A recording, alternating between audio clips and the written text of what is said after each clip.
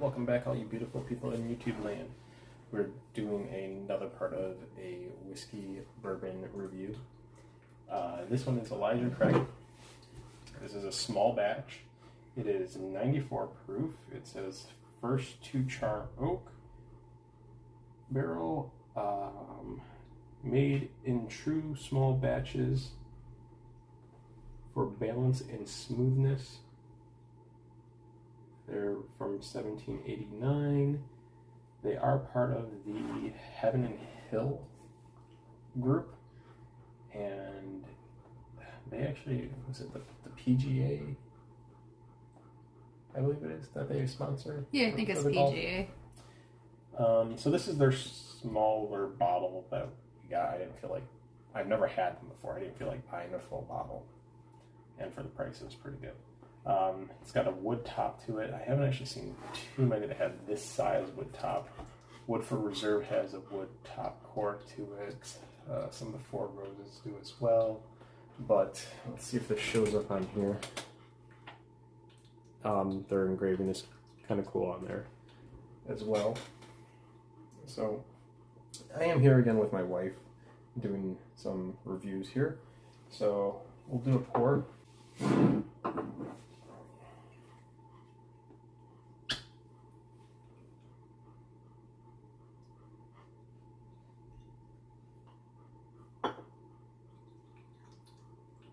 So I don't know if this bottle has been sitting on a shelf for a little bit, but you can see how swollen that cork is.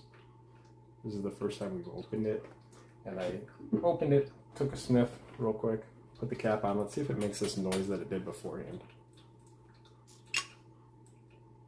And of course, it's not going to do it. It was making like a fizzy noise. A fizzy noise, like there was pressure in there. So I don't know. But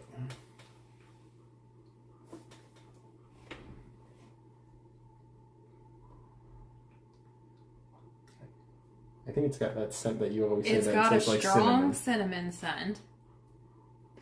Let's see here. But it also has a slight sweet scent. Vanilla-like.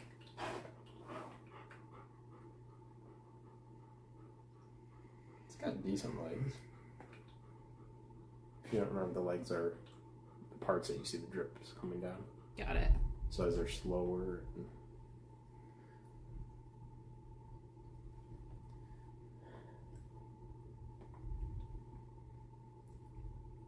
I always just have a problem picking up notes until someone says something.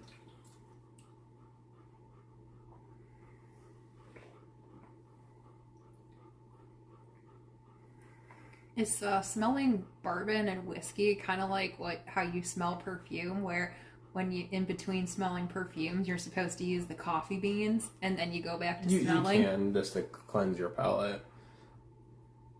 I mean, it's not like a standard thing when you go on the tastings. Like, not here's a coffee bean thing to try.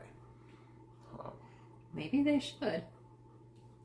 And they pretty much, by the time you put it down, they talk about the next one. That's usually...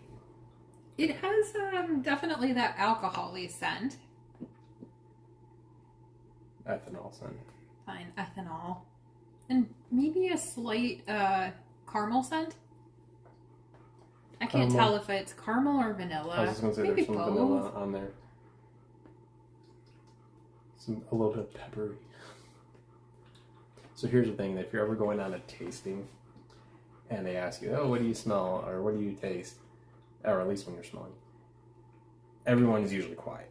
Or at least in all the tastings we've been in. And one guy finally said, hey, one thing you're never going to go wrong with is if you smell vanilla and caramel. You'll always be good. But as I talk about, a lot of stuff is also how you've been brought up.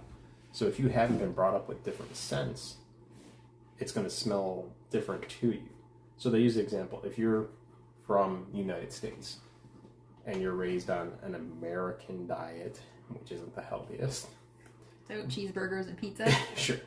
But you have someone that comes from Africa, Guatemala, Japan, they're going to smell something different from that same glass that you have.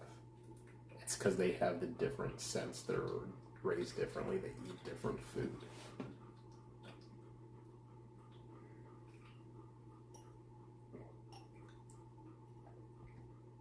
It is pretty smooth. It is. I don't immediately get that hug. It builds on you. So the more we taste, the more I feel it. It's interesting. Usually it's the other way around. Yeah, the first sip I took, I didn't get that hug at all, but the next several sips I did. It's not a strong hug at all. It's just a little bit of warmth, and that's about it.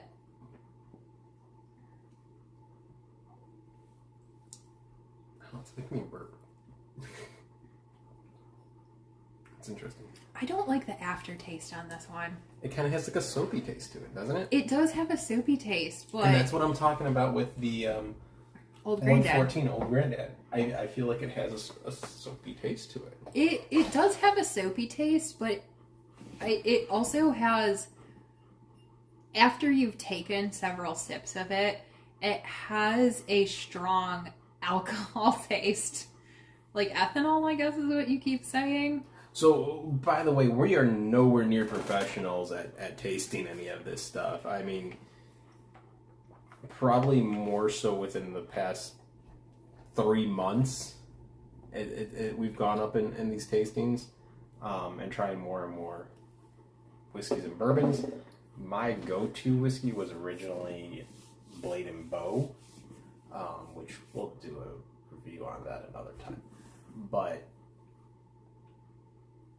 I haven't been able to drink for a while, and now I can drink due to issues and medical issues of having surgery. And being able to drink now, it's like, wow, I kind of never realized how much I like the bourbon as that. Because I think it was more or less before, when I was into it, it was more of, oh, here's the cheap stuff like Jim Beam or what else was there? Jack Daniels. I'm talking the original stuff, not like any of their higher end things. Yeah, just cheap stuff. Yeah, like, $15 a bottle. Yeah. You know, and so I kind of stayed away from it. That's when I found, like, Blade and Bow and like that. But I'm starting to figure out more stuff. Going back to Elijah Craig, it's not my favorite, but I don't hate it. Yeah. It's fine. I feel like there's other bourbons that are out there that are better. Yeah, I would agree. It's not bad. Would I drink it again? Sure. But I have other ones that I like more. So for you to say that this is not one that you would seek out? I mean, if you got a really great deal on it, sure, to add to your growing collection. But outside of that, I wouldn't intentionally seek it out.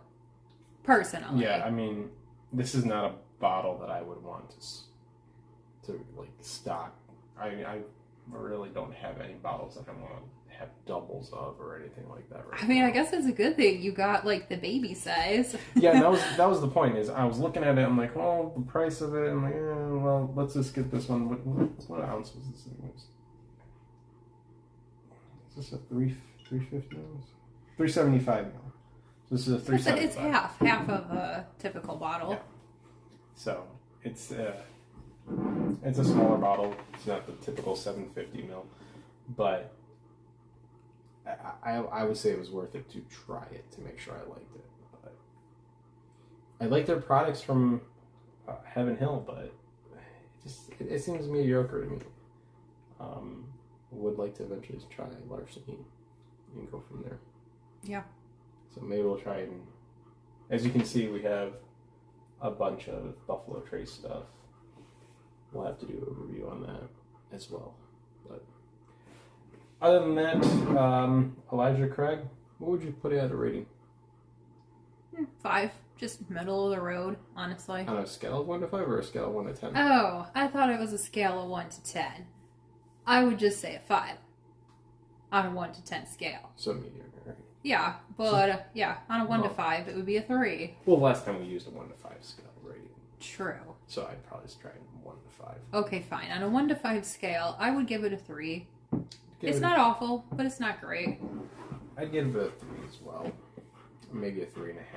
You know, it's probably a good one that if you needed something for a cocktail, especially because it's only a 94 proof. So, well, usually with the cocktails, you want a higher proof. I don't know. I just want something sweet in a cocktail.